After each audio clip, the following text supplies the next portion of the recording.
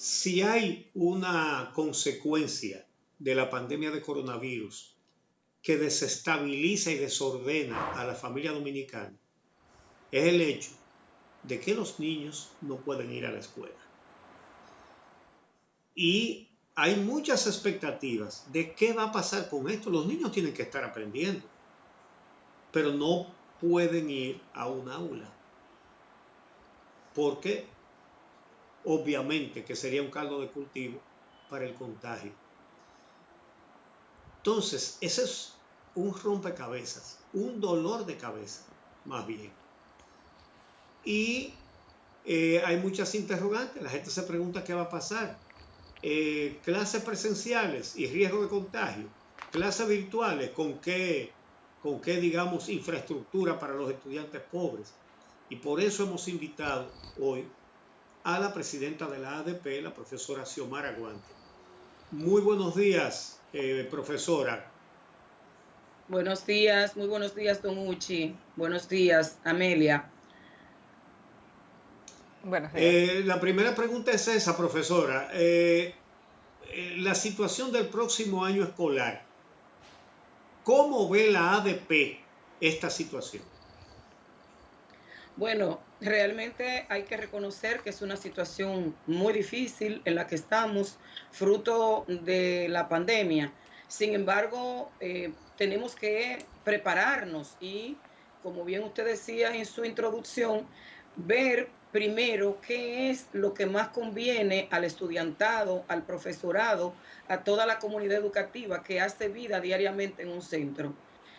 ¿Qué hemos planteado nosotros? Nos reunimos el pasado viernes porque ustedes saben que en el penúltimo Consejo de Educación se definió una comisión que vería un protocolo que presentó el ministerio y entonces nosotros a ese protocolo le hicimos observaciones. Hace alrededor de 2 meses que ocurrió eso y en ese momento tenía sentido una serie de observaciones que hicimos y de sugerencias. Sin embargo, nosotros el viernes tuvimos una reunión extraordinaria del Comité Ejecutivo Nacional para hacerle cambios a ese documento que se produjo en ese momento por parte del ADP. ¿Cuáles son los cambios? Bueno, al día que se reunió esa comisión, se planteaba el inicio del año escolar para el 24 de agosto. Hoy día no es posible iniciar el año escolar el 24 de agosto. Pienso que las autoridades ya deben asumir esto, que no es posible. Por dos razones. Bueno, lo primero es porque la situación de la pandemia ha avanzado significativamente y hoy vemos una situación sanitaria fuera de control en el país. Eso es lo primero. Y lo segundo es que si desde que nosotros ya se llamó a confinamiento en marzo, se hubiese comenzado a preparar todo el andamiaje que representa el montaje de este año que inicia ahora, entonces quizás estuviésemos listos para iniciar un proceso semipresencial, virtual y a distancia totalmente. Lo que ocurre es que no se aprovechó este tiempo, no hemos hecho nada y ahora hay que, antes de poner fecha de cuándo vamos a iniciar, pensamos que lo primero que hay que hacer es comenzar a preparar. No hay condiciones para iniciar ahora el 24 de agosto, no estamos listos. Entonces, ¿qué hacer primero? Comenzar con los preparativos para un año totalmente a distancia. Y usted decía en su introducción que tenemos serias dificultades con eso porque hay un tema de falta de dispositivos en el profesorado y en el estudiantado. Hay un tema de falta de conectividad en ambos casos. ¿Cómo resolverlo? Bueno, lo primero que tienen que hacer las autoridades del ministerio es iniciar ese proceso, establecer cuáles son los mecanismos, las herramientas a distancia que vamos a utilizar. La internet, la educación virtual, pero también para aquellas comunidades donde se nos hará prácticamente imposible llevar el internet, entonces tenemos que darle prioridad, importancia a la radio y la televisión, que si se organiza es perfectamente posible. Lo que no podemos es quedarnos de brazos cruzados como estamos ahora. Nosotros pensamos que hay que iniciar la preparación, seleccionar primero cuál es la plataforma que vamos a utilizar. Estamos sugiriendo en un documento que entregaremos hoy al ministro recién designado por el presidente electo Luis Abinader, Él visitará el local nacional de la Asociación Dominicana de Profesores hoy a las 12 del mediodía. Ahí le entregaremos esta propuesta en la que decimos, vamos a comenzar a preparar una plataforma en las regionales que son muy grandes, como la regional 10, la regional 15, podemos utilizar más de varias plataformas que permitan que a la vez estén conectados miles y miles de estudiantes. Tenemos que preparar al profesorado en el sentido de que aun cuando manejen bien los dispositivos electrónicos, sabemos que no es lo mismo impartir docencia virtual que impartirla presencial. Entonces, hay que dar adiestramientos, entrenamientos para que se pueda optimizar el tiempo, para que se pueda utilizar la plataforma de manera interactiva. Todo eso amerita de un entrenamiento de 1 o 2 meses que se le dé a los maestros y a las maestras. En el pasado reciente vimos cómo hicieron un gran esfuerzo para impartir docencia por una plataforma que generó mucho estrés, generó muchas situaciones de dificultad a los docentes, porque no es una plataforma que está preparada para este tipo de eventos. Ahora, seleccionar la plataforma, adiestrar. Luego tenemos que ir al currículum y seleccionar cuáles son los contenidos y las competencias primordiales que tenemos que abordar. Y también segmentar y seleccionar el contenido que iría por radio y el contenido que iría por la televisión. Utilizar los medios locales, utilizar los medios nacionales, televisivos y radiales. Todas esas cosas tenemos que prepararlas. Y cuando estemos listos, entonces le ponemos fecha al inicio del año escolar. Profesora, entonces eso significa que la ADP, por ahí va mi pregunta, no tiene una fecha propuesta. Algunos padres hablan de posponer el año escolar hasta enero. Otros sectores, como Educa, por ejemplo, hablan del impacto que podría tener no solamente la familia dominicana vista como núcleo, sino en los niños adolescentes el pasar tanto tiempo sin recibir docencia y sin estar bajo la orientación de sus maestros. ¿Tiene la ADP una idea de cuánto tiempo podría durar esta preparación de fases para alcanzar el objetivo que ustedes están planteando? Y en ese mismo orden, incluso si contemplarían una posposición o eliminación este año a las pruebas nacionales, que va por el mismo orden de preguntas, digamos. Bueno, nosotros no quisimos ponerle tiempo porque es una preparación que, reitero, debió comenzar hace alrededor de 2 meses y no inició. Sin embargo, lo que más podría durar es el tema del adiestramiento a los docentes, que tiene que ser primero concluido el mes de vacaciones del docente, que es ahora el mes de julio, y además tiene que ser de manera virtual, por supuesto.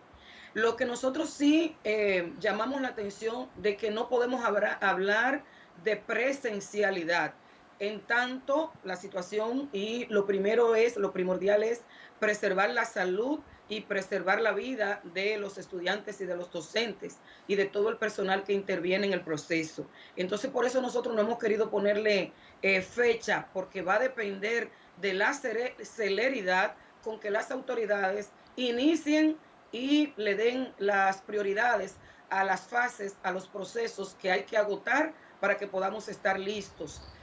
No quisiéramos poner fecha, tampoco podemos hablar de posponer definitivamente, porque queremos reiterar que hay muchas formas, igual que lo hicieron los maestros en el pasado reciente, manteniendo a los estudiantes apegados a la escuela para que no se desconectaran, impartiendo docencia vía WhatsApp. Ahora también podemos utilizar muchas vías para mantenerlos pendientes por el tema de que se desconectan y luego sabemos que viene una deserción que hará mucho daño, sobre todo a las familias más pobres, y eso no es lo que se quiere. Vía a distancia podemos mantener la docencia, lo único es que hay que comenzar a prepararse para ello, porque lo que sí sabemos es que durará, qué sé yo, 2 meses, no sé si 3 meses, esta preparación, porque no hemos hecho nada, no tenemos nada aún.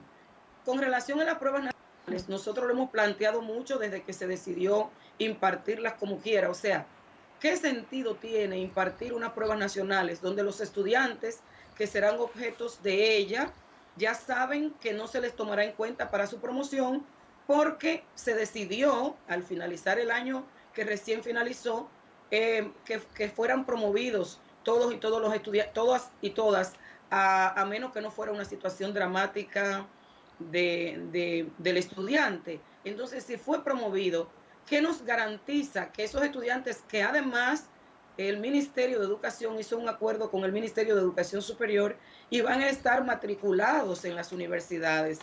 De hecho, el tiempo en el que posiblemente se fuese a impartir esas pruebas nacionales, los estudiantes estarían recibiendo docencia por la vía que fuera en las universidades. Entonces, ¿qué nos garantiza que irán a recibirla? Pero además, la misma situación que se presenta para el inicio del año escolar con la peligrosidad de la presencialidad es lo mismo para las pruebas nacionales. Entonces, no tiene pertinencia aplicar pruebas nacionales este año. De verdad que nosotros nos hemos sorprendido mucho y tenemos mucho tiempo repitiéndolo. No hay una razón, no hay una necesidad de aplicar pruebas nacionales en un contexto como en el que estamos y con los estudiantes ya matriculados inclusive en las universidades. Eso carece de todo sentido. Profesora, ¿cuáles serían las consecuencias, a juicio suyo y de la ADP, de que los estudiantes permanezcan fuera de las clases durante tanto tiempo? ¿Habría un riesgo de una deserción definitiva de la escuela? Bueno, por eso es que nosotros planteamos que nos preparemos para la educación a distancia. Hay una nueva realidad que vive el país y que vive el mundo. Y eso lo sabemos inmediatamente, supimos de la llegada del coronavirus a nuestro país. Entonces hay que prepararse para eso.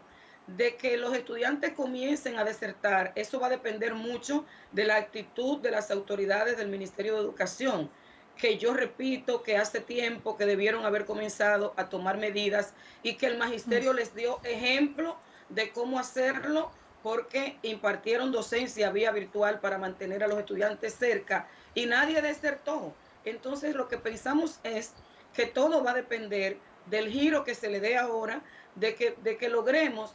Hay muchas formas, hay maneras de intervenir en los lugares que están lejos, en aquellos lugares apartados. Nosotros hemos planteado que el Estado Dominicano se prepare para colocar puntos de internet, el Ministerio de Educación con acuerdos con las instituciones que tienen que ver con las telecomunicaciones, puntos de internet que pueden iniciar su labor 7:30 de la mañana hasta 5 de la tarde, por ejemplo, en horario de docencia, para que los estudiantes de escasos recursos económicos y de comunidades lejanas puedan tener acceso al internet, y también los profesores. Formas, porque si no hacemos nada, si seguimos de brazos cruzados, entonces sí nos parece que habría una deserción con un porcentaje muy significativo. Quisiera saber su opinión y sus expectativas con relación al nuevo ministro de Educación, Roberto Fulcar, con quien se van a reunir en el día de hoy, según lo que usted nos adelanta.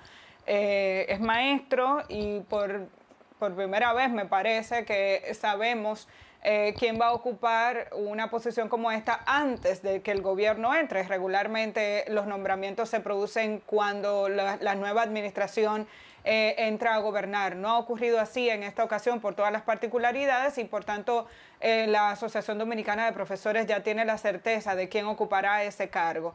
Quisiera saber cuáles son sus expectativas y bueno, como es maestro, si le conocen y cuál es su opinión al respecto.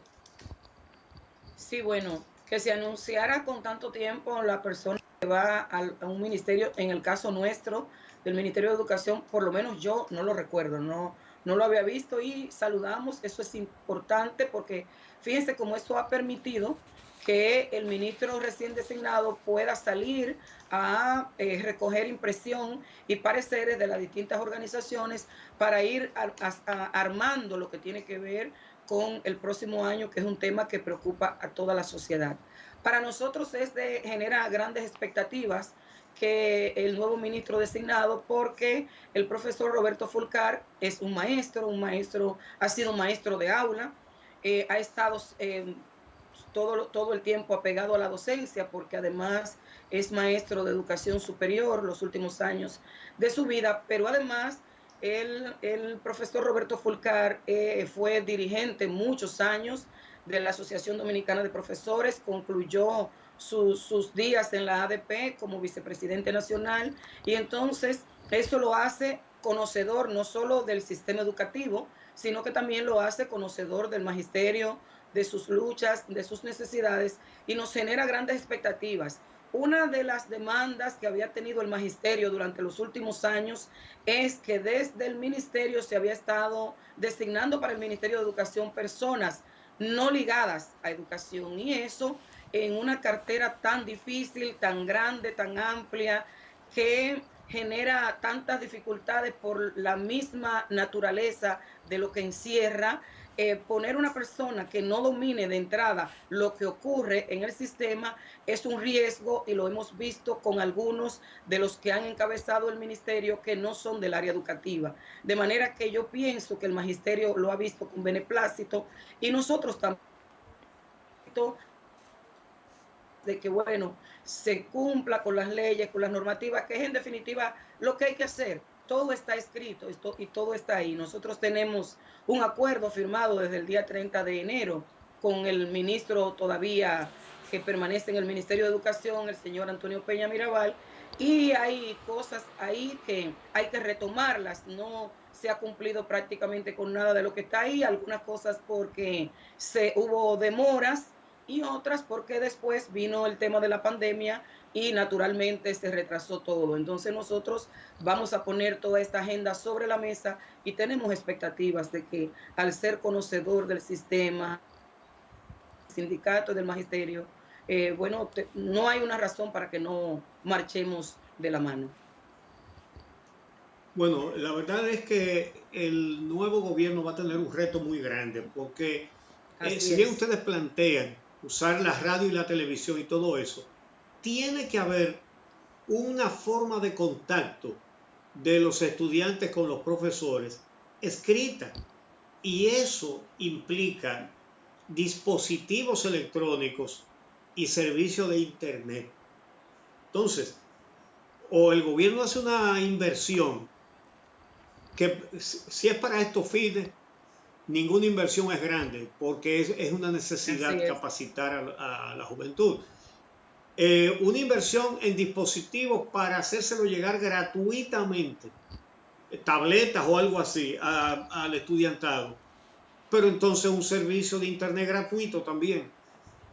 Eso es un reto para educación, es un reto para Indotel, es un reto para el presupuesto, pero yo no veo una solución sin ese vínculo palpable entre el maestro y el alumno. No sé si alguien ha hecho algún tipo de propuesta sobre este tema.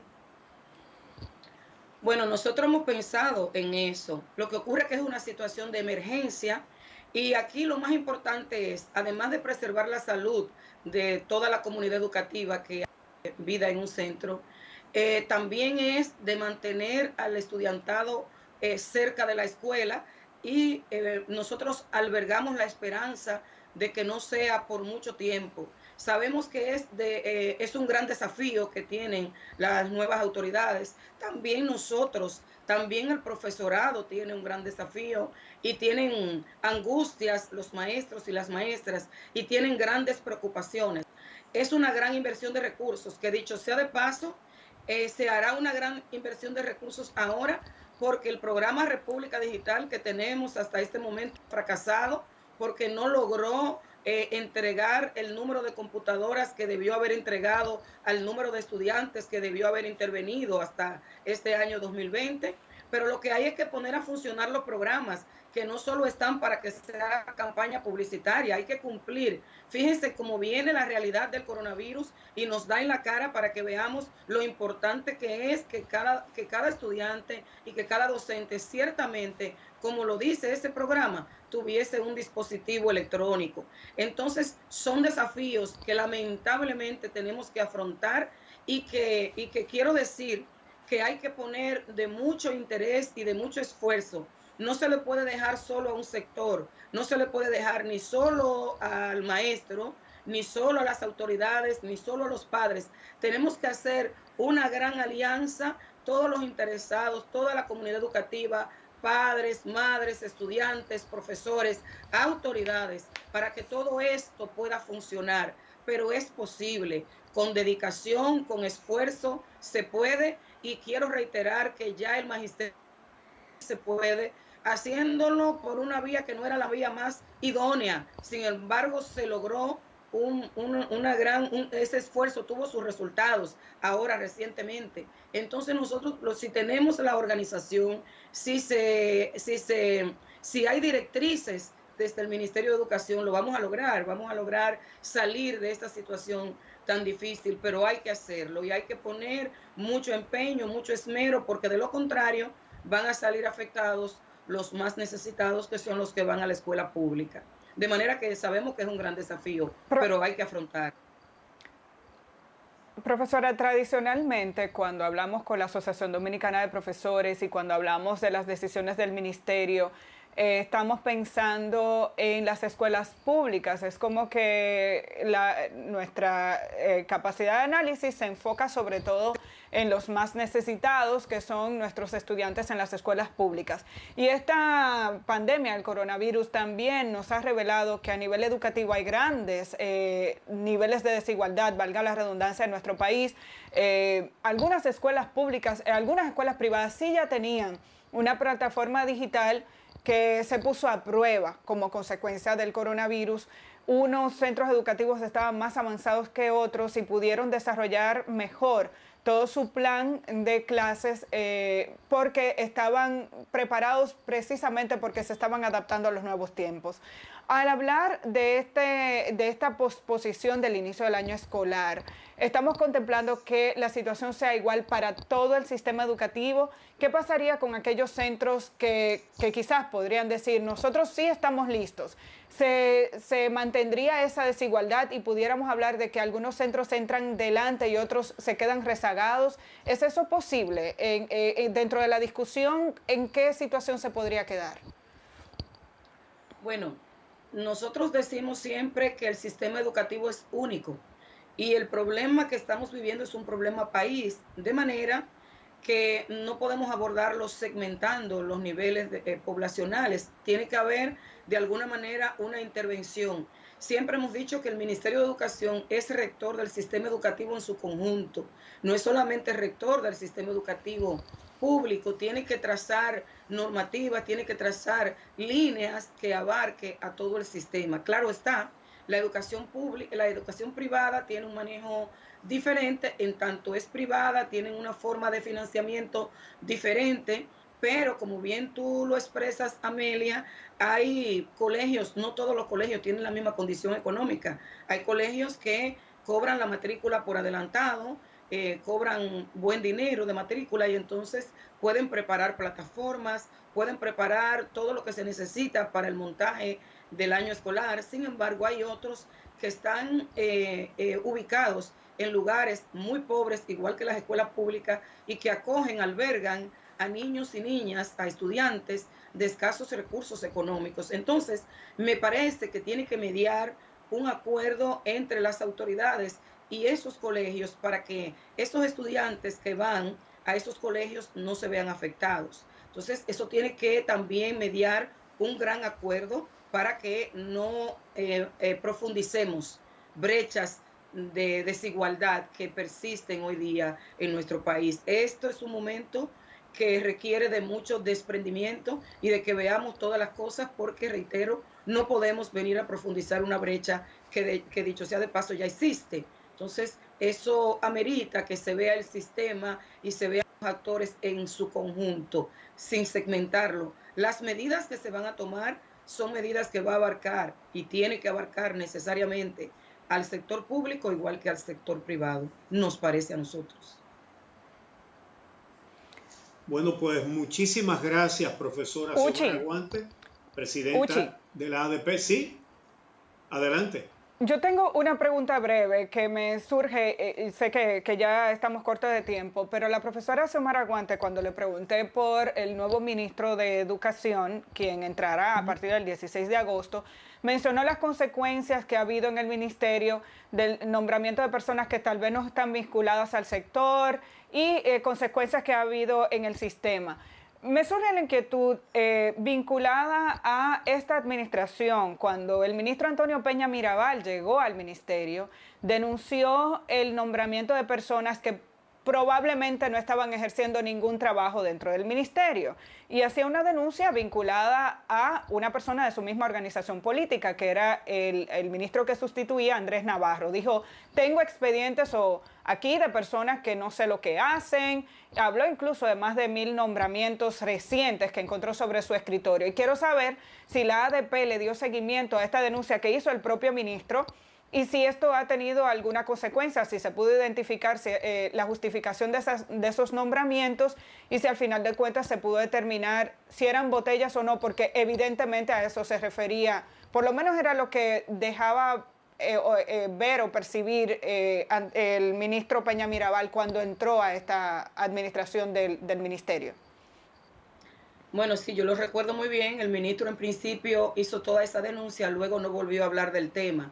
Sin embargo, ustedes deben recordar que nosotros, la Asociación Dominicana de Profesores, claro que en ese momento no presidíamos nosotros, pero estuvimos muy de cerca y también como maestra, como dirigente de la ADP hicimos denuncias. En esa gestión de Andrés Navarro fue cuando se cancelaron cerca de 10,000 maestros y maestras porque justamente la gestión de Andrés Navarro viene a hacer auditorías y a querer poner controles en la nómina docente, una nómina donde es muy difícil, por no decir imposible, que existan botellas. Lo que sí existe en la nómina docente es que un docente trabaja en un centro educativo y aparece en la nómina digital en otro centro. Y eso parece que los técnicos que envió el ministro Navarro en ese momento lo ignoraban o no sé qué cosa les pasó. Lo que no hicieron fue hacerle auditoría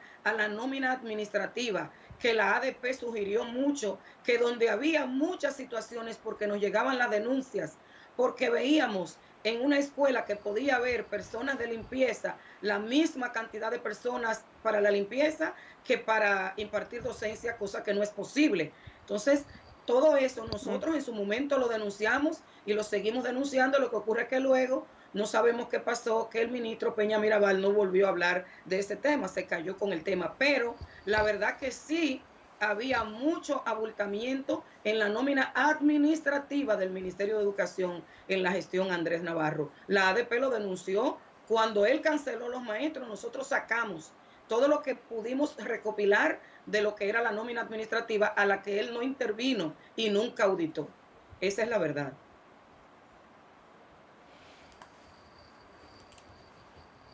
Uchi. Bien, pues ahora sí. Entonces, le agradecemos muchísimo, profesora Guante, su participación en este programa, el habernos recibido desde su casa. Y este es un tema de primera importancia para el pueblo dominicano, así que vamos a estar dándole seguimiento. Ya la invitaremos cada vez que entendamos que hay un tema que tratar de interés para la sociedad dominicana. Muchas gracias. Siempre a la orden, siempre a la orden, siempre a la disposición. Gracias a ustedes. Gracias. Bien, vamos a hacer una pausa y regresamos con más contenido de interés para ustedes.